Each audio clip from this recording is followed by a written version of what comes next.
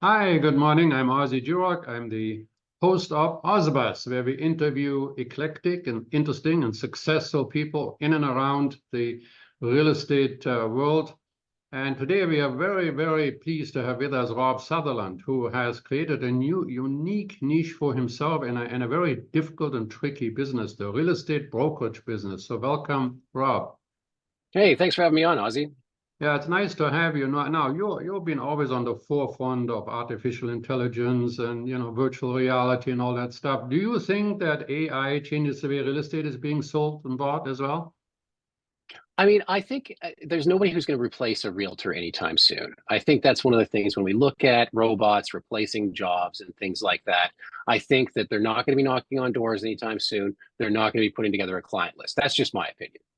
Oh, well, I would agree with that because there's also lots of things a local realtor will know. I mean, half of Kelowna is built on clay. Would you want to have your house there? Or, there's a lot of local influences that a realtor can do. But AI is making changes, creating lists, creating contacts, and so on. Absolutely. And removing some administrative tasks that perhaps some of the realtors or brokerages don't need to do. Maybe that's something they can use ChatGPT for. Yeah, well, ChatGPT everybody talks about, but I use for videos, I use a program called Pictory.ai, and Pictory actually lets me put my talk in the machine, translates it, and then puts pictures to each heading. So if I said the inflation rate in Germany and France happens to be like in the USA, it shows me pictures of Germany, France, and USA, and as I speak, I go click, click, click. And in 20 minutes, I did one the other day for the Real Estate Action Group, and in 20 minutes, I put together this 7 or 8 minute video, and anybody could do it. If I can do it, anybody can do it. So it does change. It's true. It's true. Does it help the real estate industry overall, you think? I think technology as a whole does help the real estate industry. I think one of the things, I think we both saw years and years ago was listings were all published in a book, and you had to see a realtor to get that book of listings and then shop for your properties that way. And you're never going to know what's new to the market because it takes a month to get those books and things like that, right? So obviously having properties listed online and being able to shop is a great thing, and I think there are certain things that do benefit the real estate when it comes to technology, obviously phones and computers and things like that, but nothing's going to replace that human touch. That's one of the things as a call center, people are tired of robo-dialers. People are tired of fraud calls coming through with not real people on the other end of the phone. They want to talk to a human. They want to talk to somebody that probably speaks English as a first language, and it's not going to be a robot. So there are things that won't be replaced by technology. I'm sure of it.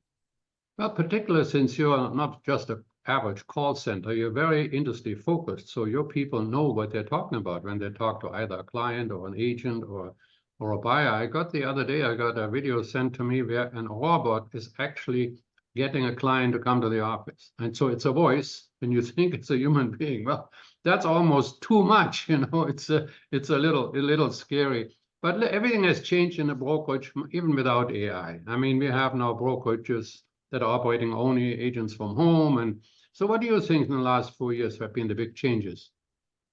I think there's been some companies that got very lucky at the start of COVID because everything went remote for a while there. One that was primed was EXP, and EXP had a huge influx of agents come there because they were set up for it. They got lucky. But one of the things we've seen is, sure, some brokerages have converted to EXP, but then you've got these other brokerages that are trying to be virtual. And the one thing that's kind of the common denominator that people complain about that I hear coast to coast, United States and Canada, is the lack of support. Yes, sure, you can cut me on my fees and this is less expensive and I never go to the office anyway, so I'm not paying your overhead, but there's nobody there to answer my call at 10 o'clock at night when I'm trying to put a deal together. And that's one of the things that I think will not go away. And a robot can answer those questions. Maybe someday there'll be something like that. But there's so many different intrinsic things to putting deals together, whether that's for real estate or for mortgage or for finance, that you can't just sit there and go, okay, we can't have any support. We're going to cut all that, and that'll be how we save money. It's just not going to work. Well, I used to run a large real estate brokerage, and we had a commission split, right? And then what I call the desk renters, the 100%ers came along and they tried to cream me. And I said, well, 100% of nothing is still nothing, I mean, if you have a deal and it's 11 o'clock at night, our managers are not competition with you. They go with you and close that deal that night. Today, everybody sends out 100 emails and hopes that money sort of will flow in. So, okay, so the new realtor, what is he looking or she looking for in a real estate office? You know, one of the things we've seen that's transformed as our business in the last 5, 10 years is more independent offices coming along.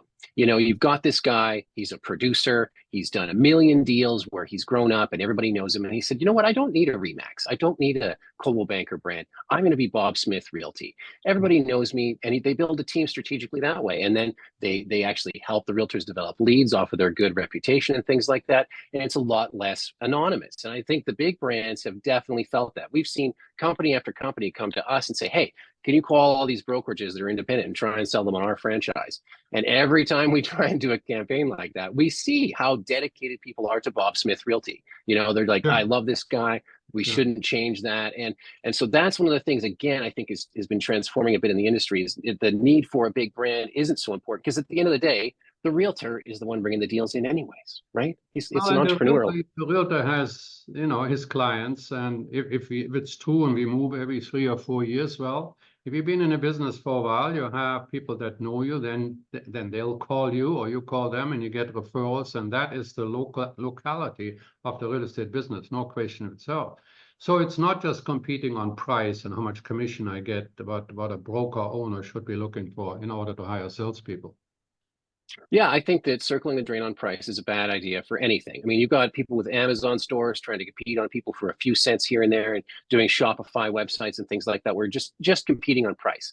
That is going away in the real estate industry as we're getting down to the nitty gritty of people who are going to, like we were talking about before the call, who are making it through right now, who are still doing deals. Those people are super valuable, right? And they don't care here or there if it's a split of this or whatever, you know, if they're paying $1,000 a month or whatever it is, as long as they're getting something they want from their broker or that they like their broker, they're going to stay there. And that's another thing. They need to be treated more like entrepreneurs. They're like a small business. It's like if you're a realtor trying to, you know, get started in the business and there's an older guy in the office with a book of business, you should look at that like an M&A. It's a merger and acquisition, right?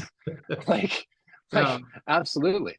Yeah, there's no question that you know the best trainer is probably right sitting beside you in the office, and that is the question: should you be working from home or should you be working in the office? I mean, is the brick and mortar finished? And I know when I was president of Royal LePage, and we had 320 offices, and they were all company owned, so we could determine whether they should be in a shopping center or on a main street, or should they be new or older. And actually, what we found was none of that really mattered. What mattered was who was the guy or the gal in charge of the office. I thought that was the biggest surprise to me. Here we had money to spend. We had $560 million worth of gross income. We're talking about a long time ago. It was real money. So we could have built all new offices, but that wasn't the key. Was that we hired the right kind of a manager who created the right kind of environment. And you know what? There could be the lover kind of manager who attracted lover kind of salespeople, right? They'd all go to lunch together and they all, you know, have parties, and or the mean-spirited manager. It didn't matter because he whipped them, you know, said, you know, you go out there with your phone calls, here's your list, did you do that? Some people attracted to that, and it was funny, we'd sometimes change a manager and the really successful office wasn't successful anymore. And we thought it was something to do with the office. No, it was with the person. And so brick and mortar, yes or no? I mean, I like the brick and mortar model. Most of our clients have got an office across the Canada and across the United States markets. You know, I think we've done well with some people who are remote, but again, it's like you're meeting in coffee shops, you're meeting it on Zoom and things like that. And I think right now, so many people are kind of starved for attention and social interaction, especially people who are in residential real estate. They want to come and meet in an office and meet with people and stuff like that. And that whole thing about having a non-competing manager and broker, I think that's up for question right now, because a lot of the time our worst clients, excuse me, are people who have never done a deal before in their life.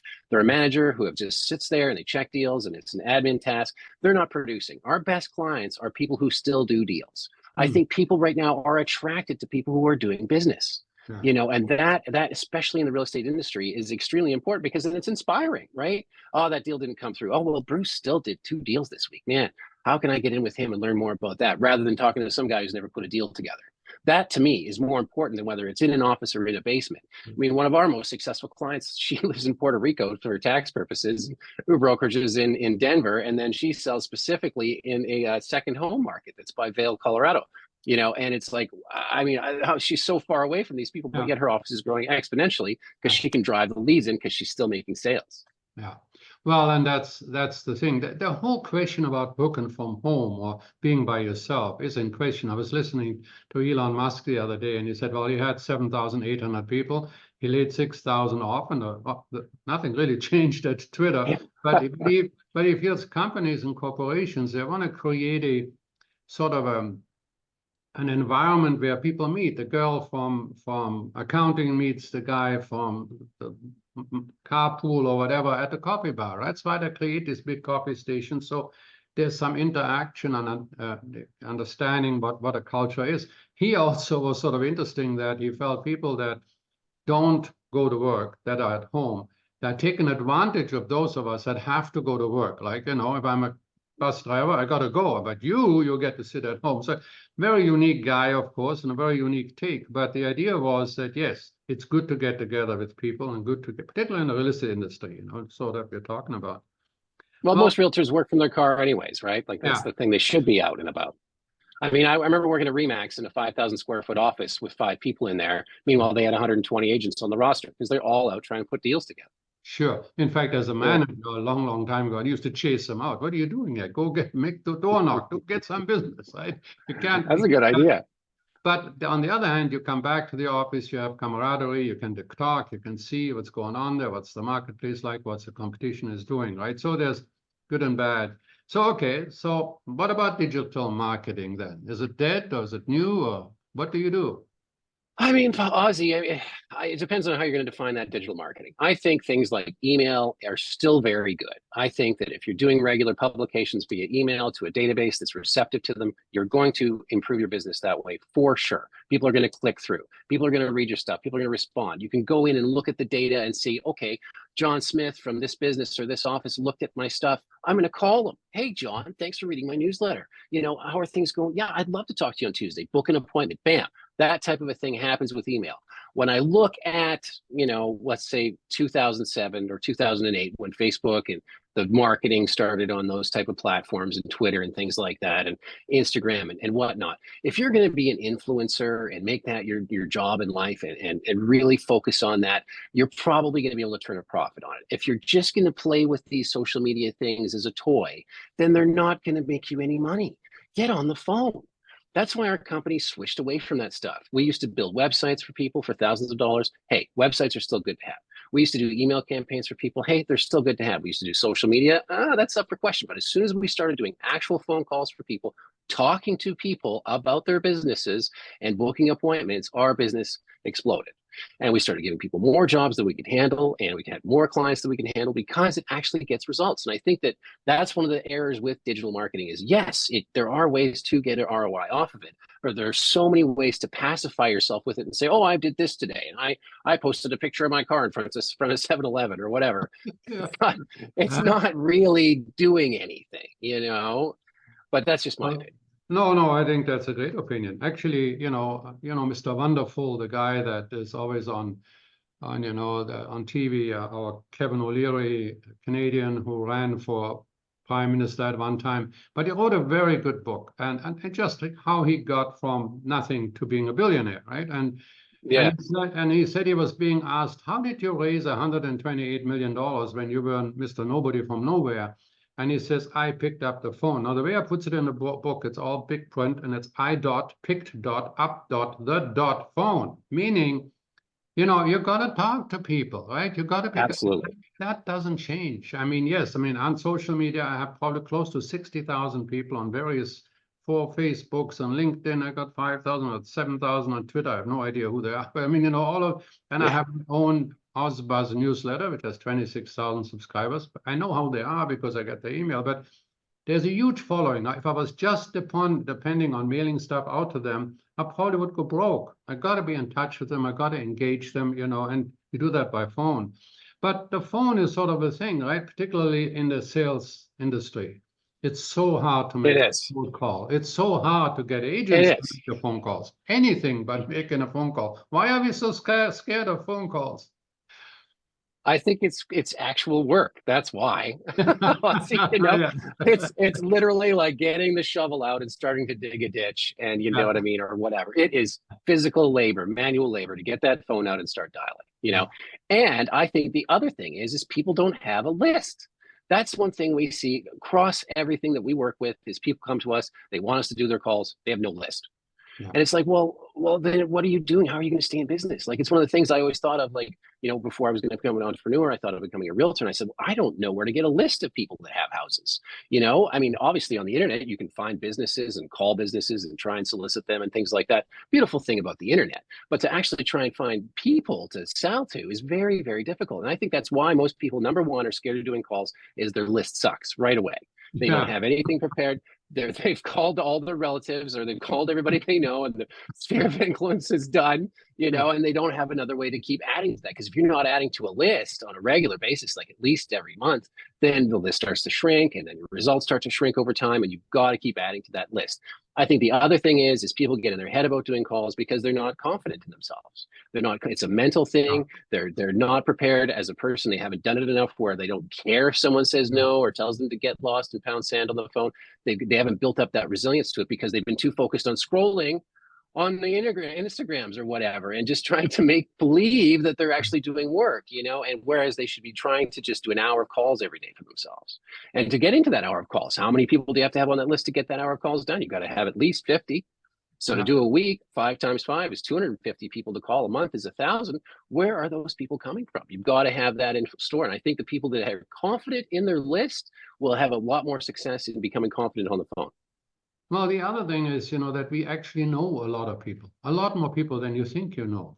And so what we used to do, and we still do in the Real Estate Action Group, I said, okay, so right now, just write down everybody you know. And so everybody goes around and says, well, how many you have? And they say 20 or 30 or 40 people. And I said, well, let's take a look at the list. And this is just about 100 businesses, from the priest to the hockey coach, and you just list them down. Now I said, go down and do you know a hockey coach or do you go to church? And write them down. And there wasn't one person in the room that didn't have 150 names within 2 hours, right?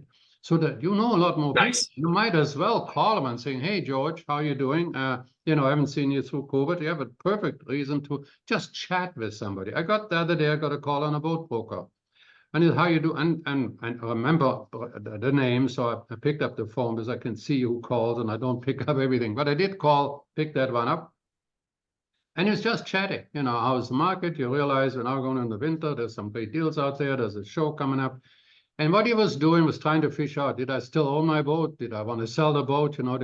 That's good cold calling. And it was really a warm call. He knew me from somewhere. He wasn't really sure. It was 3 years ago or 4 years ago. But there was some connection. And look, if he does make 100 calls like that, I guarantee you, we used to say 100 calls, 3 leads, 1 listing, right? So that's how you know it. You've got to make calls, right? It's a numbers game. And small businesses today can harness the power of things like LinkedIn. We've had clients come to us with, like, just for example, a plumbing company. They're trying to expand a plumbing company. Well, hey, we can put a list together of all the property managers in your area just by going into LinkedIn Sales Navigator or hiring somebody overseas or whatever to scrape it. Doesn't matter. Either way, at least that data is available. So people who are starting small business, who already have small businesses, there are ways to prospect now that weren't available before to do the call. So you can get a good list. So what exactly is it that you do? What does your company do? Let's say I want to you for what, right? Yeah, for sure. Well, we specialize in outbound calling services and booking appointments for, businesses that are in real estate, specifically real estate brokerages. Most of our clients own real estate brokerages or mortgage brokerages. We are doing calls from the financial industry to set appointments for busy people who are in that industry as well. It's an executive calling service. I have a number of people doing calls for me right now as we do this call because I don't have time to do it, right? It's one of the things that we found. People, like we were just talking about, maybe they don't have the time to do the calls. Maybe they're really good at cold calls, but there's just no way they can fit it in their day. That's the thing, and so they would rather have an appointment set for that hour than sit there and try and bang out calls for an hour because they know if the appointment's set, they're likely to close. And that's one of the things that we excel at is, number one, having people that work here in Vancouver, BC, Canada. I'm at our office on House Street right now where we train people. I've got client care and sales up here with me. And one of the things we pride ourselves on is hiring Canadians that speak English as a first language that can call places that are expecting that type of, that delivery. If you're going to get on the phone and you've got an accent or you don't have a really good command of the English language, people are going to hang up on you right away.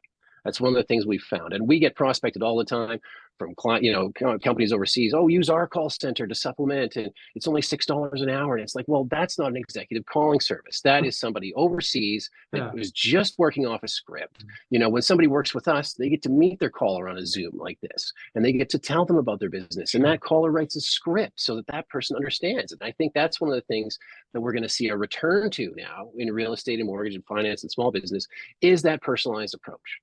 Everybody wants a personalized approach. I would agree with that. And I also, maybe I'm from the old school, but I do believe that people need to be, I just writing my Ozzie newsletter, I'm getting so many people asking, well, I want my people to come back to the office. Am I an outsider? Do I really do the right thing? And I tell them, yes, bring them back to the office. You have a choice. You don't want to come to the office, it's okay. You can go work somewhere else if it was me, I mean, look, particularly in marketing, people do what you inspect, not what you expect. People, you hire them, they're on their best behavior, they're looking great. By the way, you're looking much better than I do. I said, from now on, I'm going to have some better lighting. So you look great. Come on. So the point is, though, that in sales you need to inspect, with respect, but you don't people don't do what you expect them to do, and it's a tough job to be in sales. But think about it right now. We are down about 32% on a 10-year average in sales. No matter what you measure yourself against to, or with you measure yourself against to, you're down in sales. There's also down in bodies. Much fewer realtor, much fewer mortgage brokers. In the United States, 60,000 realtors have gone out of business just by the end of this year, according to the National Association of Realtors. Okay, so on another bright, slightly different topic, why are people get ghosted so much these days? The ghosting thing is new, right? Like, this is something that never used to happen. If somebody couldn't make an appointment or something like that, they'd call you or send a text or send an email. And I don't know if it's like the dating culture of ghosting people. That person that you don't want to go to the movie with, I'm just going to ignore their texts and stuff like that, has bled into business now. But we see it across the board, and like, I get ghosted all the time, and I'll text them or I'll call them and say, we're scheduled for an appointment right now. You talk to our sales team, you confirm the email, what happened? Oh, I got busy with something. And it's like, well, you're not going to respect other people's time. And I don't know if it's a post-COVID thing, but I sure didn't notice it as much before COVID, where it just, that's one of the things I said. And I said to a millionaire friend of mine when it all hit, I said, there is going to be 80% of people just checking out permanently now. And maybe 50% of them are going to come back at half volume. And then the other 20% of us are actually going to do something right now. And that was as true as the day is long, for sure. And there are still people that have checked out. And it seems like what is created is these people who don't care. It's like, when we fire somebody and they don't care, I'm like, oh, well, great. I'm glad that was good. We fired you. You didn't want to be here. And that's one of the things with this ghosting thing. You helped them out the door. Yeah, I love you. Thank you very much. But no, it didn't work out.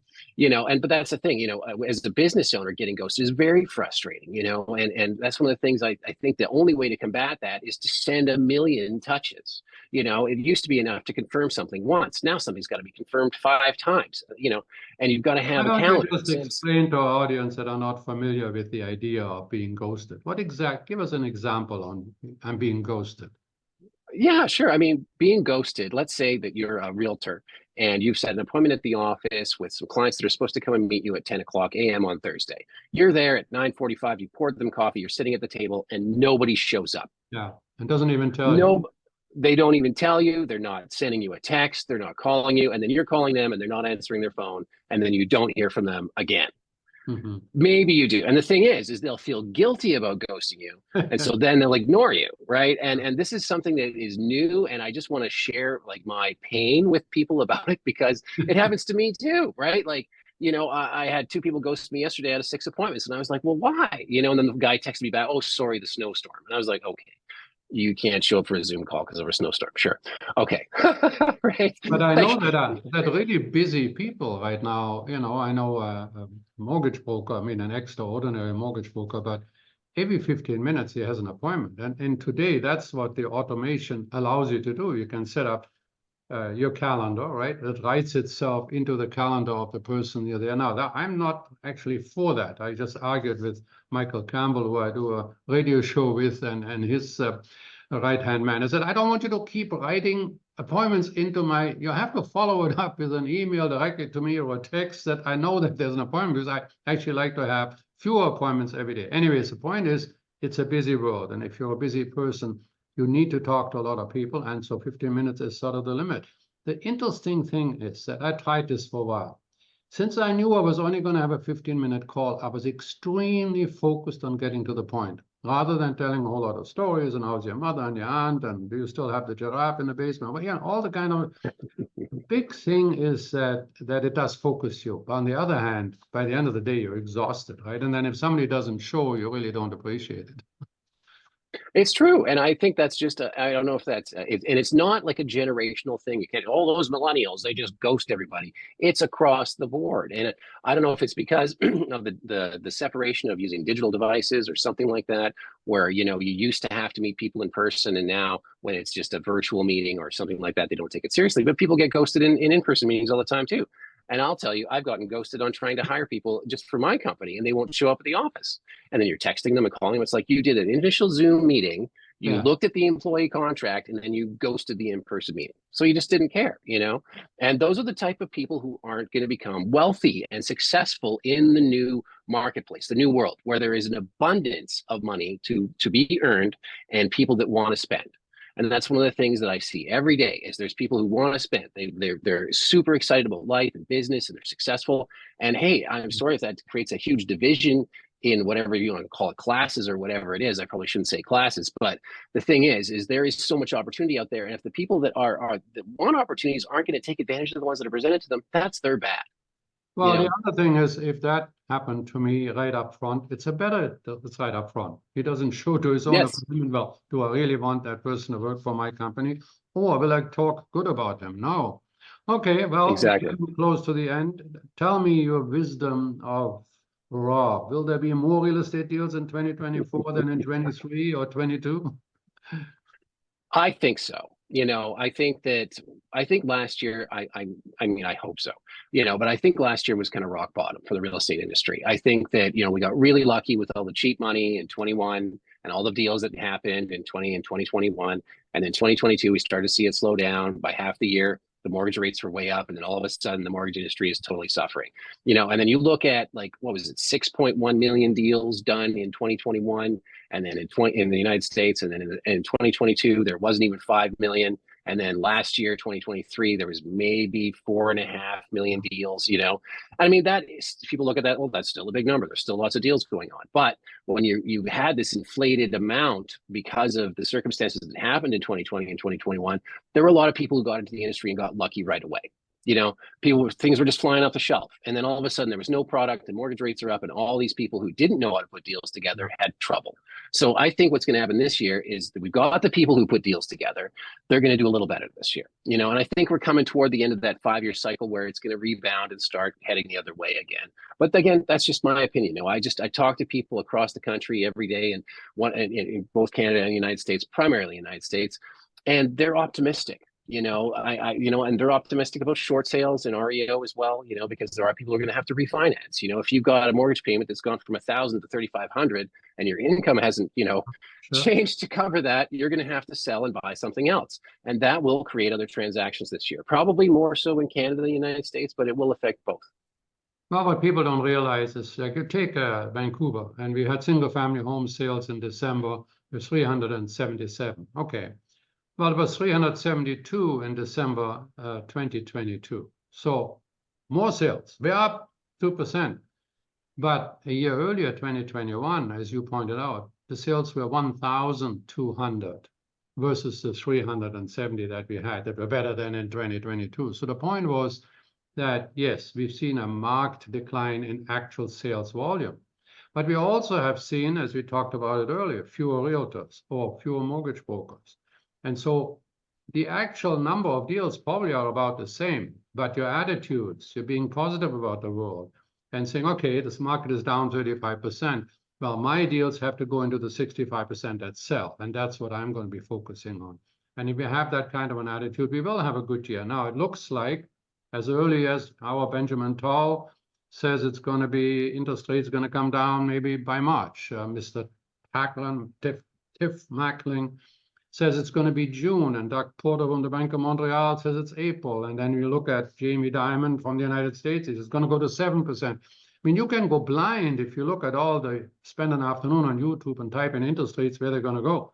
The leading brains in the world look at the same circumstances and don't know. What I do know is that they're not going to go higher, in my view, and we may go down, but it will be maybe 1/4 or 0.5%. And then when we realize in the last 50 years in Canada, the 5-year term never went under 5% other than 5 years. So for 45 years out of 50, we always were over 5%. And so yeah, 2016, 17, 18, 19, where we actually were under 5%. And some that came into the world then, the new generation Xers or millennials or whatever, they think this is going to go back there. No, it won't, because 5% is it. And so we just did a video yesterday with Ralph Case, my partner, and we said, there's such a thing now, the whisper mortgage. If you just didn't have your TV repossessed and you have good credit rating, right? The bank will whisper to you, and you can get under 5% right now, 4.99, but it's under 5%. Well, we're right where we were. I mean, I used to do most of my real estate, big deals were at 10% and 11%. You know, that was normal. So yes, I think we're going to have a better year, and we certainly hope so. And you're going to be much more busy, as people will not look just for new brokers, but good brokers that care for their customers and the business out there. It's true. And one of the other things, I mean, when you look at buying a home, these are usually people with jobs, you know, and they want to take that salary that they worked so hard to get to and to put it into something where it's a secure investment that isn't crypto or something or whatever, something they know is tangible, they're going to live in for the rest of their lives. I think if you can't do that, try and build a business. Because if you spend your life trying to build a business instead of just sticking money into a home that you're never going to sell, that's how you become rich. Right? Like, you become rich by investing in a business and investing yourself. Like, sure, it's a great idea to think about the interest rates and, okay, I can get a house for this much and I'll be able to afford it on this salary if they don't fire me and I don't get laid off or something else doesn't happen. But if you build a business with a client list, nobody can take that away from you. And then you can sell it in 10 years and pay cash for whatever house you want. You know, and the mortgage rates become inconsequential. It's like worrying about the price of gas. If you can elevate yourself to a certain level as a business person, and it's never been easier to start a business. We talked about lists, how easy it is to get lists now to sell things and to start an online store or a shop or find a niche. We talked about my business. The reason why it's become successful is because I'm inside a niche that is like, I own it now, you know, like there's not a lot of people that can compete with me for what I do. It is because I've spent 10 years, more than 10 years, mastering that niche. So I think instead of just trying to find something where everybody's selling the same thing and you're white noise, try and find a business where you are a super niche and become successful at that. And then the interest rates and the price of anything just doesn't even matter anymore. And I think that is so true. When you look around the world, there's say to YouTube, thousands of young guys or old guys all of a sudden find something that becomes their mission, and all of a sudden they find their joy. You know, the whole idea of if you find something you really like to do, you never work another day in your life. And there is that. But the thing is, we have to be conscious of opportunity. We live in the best places in the whole world. If you're in Canada or the United States, the whole world wants to come here, and we're here. For sure. And we're complaining, right? So let's make the best of it. Certainly, if anybody wants to hire somebody that would help them get more salespeople or more staff and in a professional, organized way, Rob Sutherland is your guy to do. We're going to have, for those of you that are watching it, just go down below. We have the contact information there. If you hear it on the podcast, you know, just go to ozbuzz.ca where we have Rob featured. Rob, thank you very much for taking the time. Thanks for having me on today, Ozzie. Super good to see you again. Take care. All the best.